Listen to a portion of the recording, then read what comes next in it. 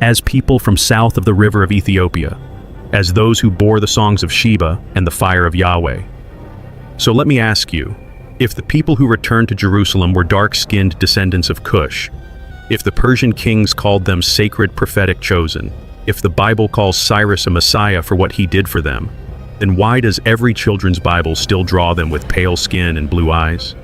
The answer is not academic, it's political and spiritual. Because if the Israelites were black, then everything changes.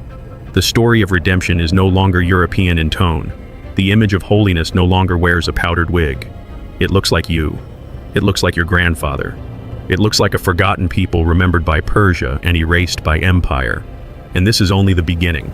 Because in the next section, we'll explore how the face of the Bible was systematically altered through Renaissance art, colonial theology, and even church doctrine. You'll see how an entire culture was built on not seeing what Persia saw clearly. So stay with me, because once you see it, you can't unsee it. And once you remember it, you'll never read the Bible the same way again. Part 2. When God turned white. If ancient Persia remembered the Israelites as black, then how did we forget? How did the children of Cush, the sons of Jacob, once described with bronze skin and coiled hair, become pale figures with flowing blonde locks draped in royal blue? The answer begins in paint and ends in power. Let's begin in Renaissance Europe. By the 1400s, Christianity had become not just a religion, but a political tool wielded by monarchs, popes, and empires. It was no longer about remembering God's people. It was about controlling the image of God himself. So the artists got to work. Look at Leonardo da Vinci's Last Supper. Jesus sitting among his disciples is pale-skinned, narrow-faced, and European in every detail. His disciples, the same. No traces of desert sun, no features of the Middle East, certainly no echoes of Cush or Ethiopia.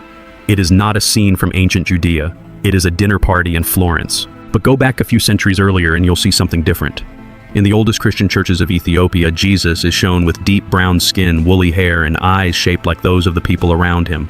The apostles look like sons of Africa, not citizens of Rome. Even in early Coptic art from Egypt, Mary and baby Jesus are dark-skinned. In catacomb paintings from the 2nd and 3rd centuries, the Messiah has features more Semitic or African than any later European reinterpretation. So what changed? The turning point came with Constantine. When Christianity became the official religion of the Roman Empire, it began to serve a new master imperial politics.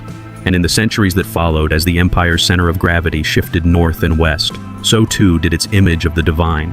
God, they decided, should look like us. Not us as in the ancient Israelites, not us as in the Hebrews of Persia's scrolls, but us as in the lords of Western Europe. This wasn't just about art, it was about authority.